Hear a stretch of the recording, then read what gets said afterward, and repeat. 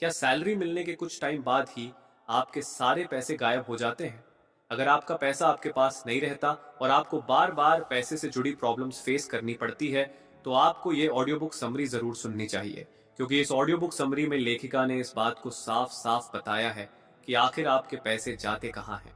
शायद आपको ये लगे कि इस किताब में पैसे की बात की जा रही है, तो इसमें बड़े बड़े और मुश्किल फाइनेंशियल टर्म्स के बारे में बातचीत की जाएगी, लेकिन ऐसा बिल्कुल नहीं है, क्योंकि इस किताब में ऑथर ने पैसों के बारे में बहुत ही आसान शब्दों में समझाया है।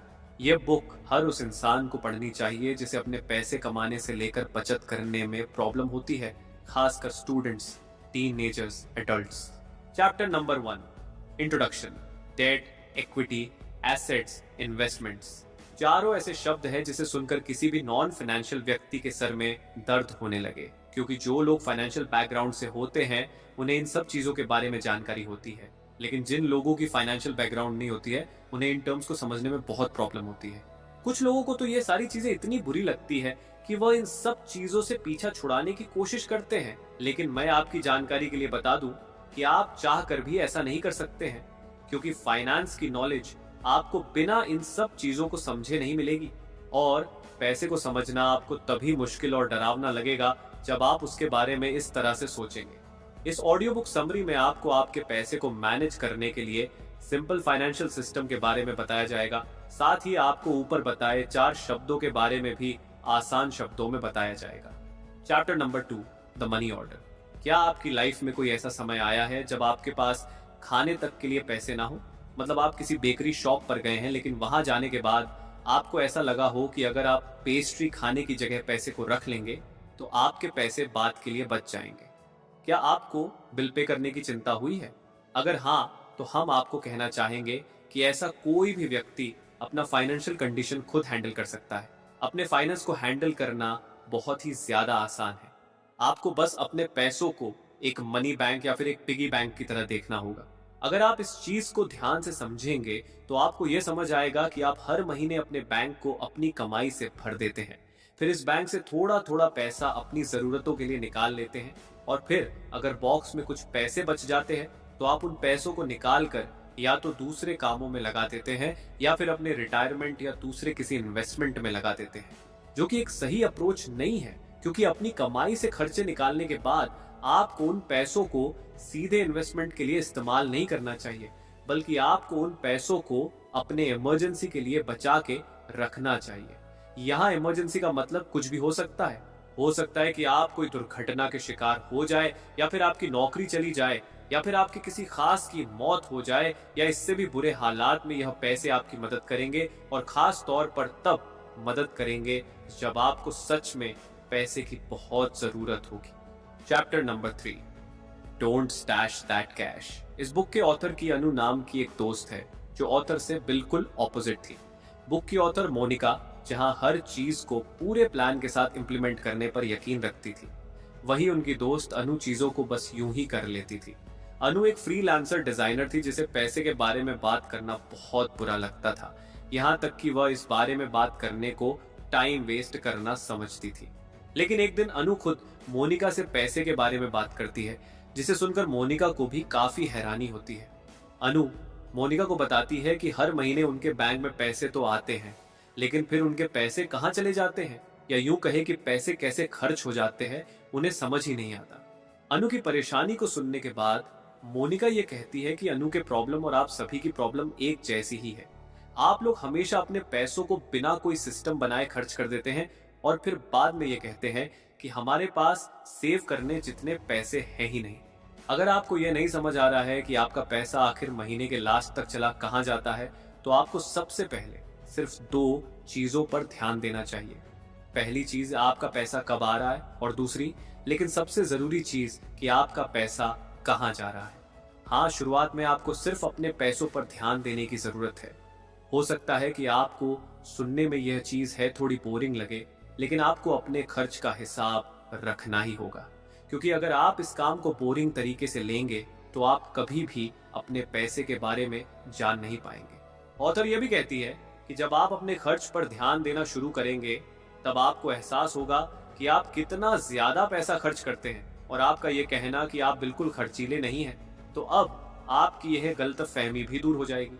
अपने खर्च पर ध्यान देने से ही आपको पता चलेगा कि आप कैसे सिर्फ डिस्काउंट देखकर ही चीजें खरीद लेते हैं, और कभी कभी तो आप उन चीजों को भी खरीद लेते हैं जिसकी आपको बिल्कुल जरूरत नहीं है।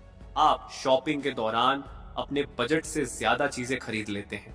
मोनिका की बात को अनु समझ जाती है, लेकिन खर्चों का हिसाब रखना अनु को बहुत ही ज्यादा बोरिंग लगता है, और यह चीज सिर्फ अनु को ही नहीं बल्कि दुनिया के हर इंसान को बुरी लगती है, क्योंकि यह चीज करना बहुत ही ज्यादा मुश्किल कामों में से एक है।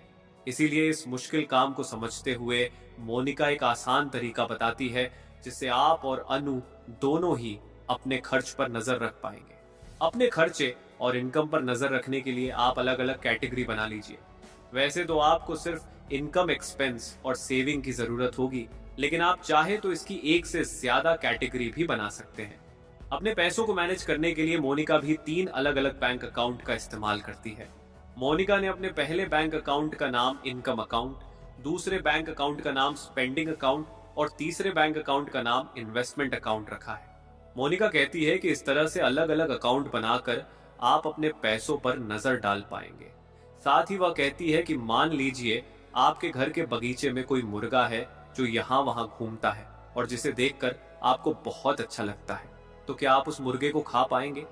मोनिका आपकी तरफ से जवाब देती है और कहती है कि नहीं, क्योंकि जिस चीज को आप पसंद करते हैं उसे आप नहीं खा सकते।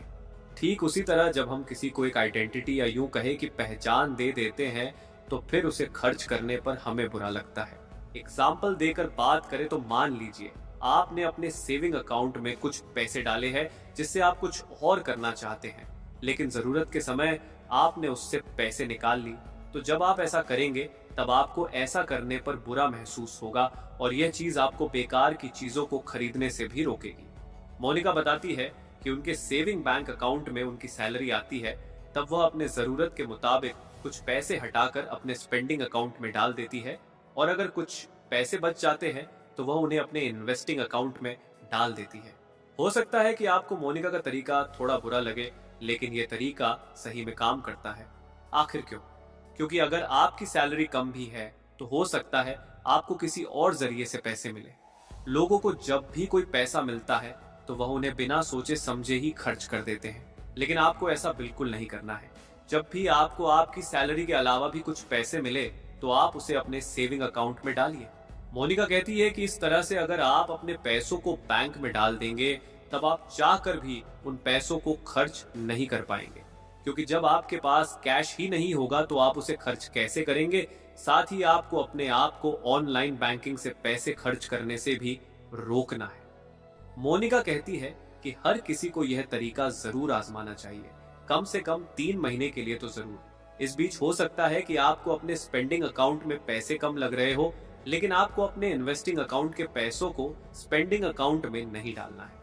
मोनिका ने यह तरीका खुद पर अप्लाई किया है, जिससे उन्हें यह समझ आया कि इस तरह से अगर वह अपने पैसे को खर्च करती है तो महीने के अंत में ना सिर्फ उन्हें यह समझ आया कि वह हर महीने कितने पैसे खर्च करती है, साथ ही वह यह भी समझ पाई कि वह महीने में कितना इन्वेस्टमेंट कर सकती है। यह समझने के बाद वह चाहे तो अपने सेविंग को भी बढ़ा सकती है।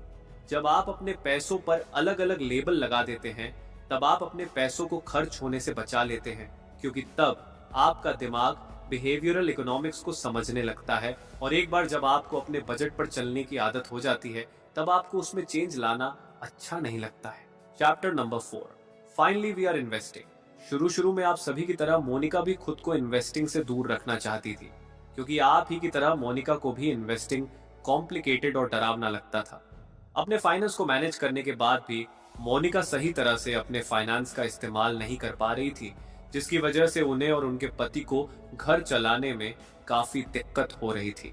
शादी के कुछ समय बाद मोनिका की एक बेटी होने से उनका फाइनेंशियल रिस्क थोड़ा और बढ़ गया। मोनिका अपना पूरा ध्यान अपनी बेटी पर देना चाहती थी, इसलिए वह अपने दोस्त से कहती थी कि सारी चीजों को मैनेज करने के चक्कर में उनका दिमाग खराब हो गया है। अपने घर पर एक नए मेंबर को वेलकम करने की वजह से मोनिका की लाइफ में काफी सारे चेंज आ रहे थे। न तो वह पहले की तरह बाहर खाना खा पाती थी और ना ही छुट्टियों पर छुट्टी ले पाती थी, लेकिन मोनिका को यह बात पता थी कि यह चीज हमेशा नहीं रहने वाली है। अपने स्ट्रगल के पीरियड में मोनिका ने बहुत कुछ सीखा था। मोनिका समझ चुकी थी कि इन्वेस्टमेंट करना कितना ज्यादा जरूरी है, और ये कहना कि हमारे पास इन्वेस्टमेंट करने के लिए पैसे नहीं है, ये सिर्फ एक झूठ है। मोनिका कहती है कि अगर आप इन्वेस्टिंग करते हैं तो ये आपकी हेल्प करेगा बुरी सिचुएशन में आपको संभालने में। इसीलिए इन्वेस्टमेंट करने का भी 3 तरीका मोनिका बताती है। पहला है almost there, in some time और फार अवे। पहले इन्वेस्टमेंट से आपको रिटर्न तुरंत मिलता है, लेकिन दूसरे और तीसरे इन्वेस्टमेंट से रिटर्न मिलने में आपको टाइम लगता है। जब आप इस तरह से इन्वेस्टमेंट करना सीख जाएंगे तब आप अपने पैसों को मल्टीप्लाई करना भी सीख जाएंगे। तो दोस्तों, मुझे उम्मीद है कि आपको लेट्स टॉक मनी बुक पर बना ये वीडियो बहुत पसंद आया होगा और आपको इससे बहुत कुछ सीखने को भी मिला होगा। अगर आपको ये वीडियो अच्छी लगी हो तो प्लीज वीडियो को लाइक करें और अपने सभी दोस्तों के साथ जरूर शेयर करें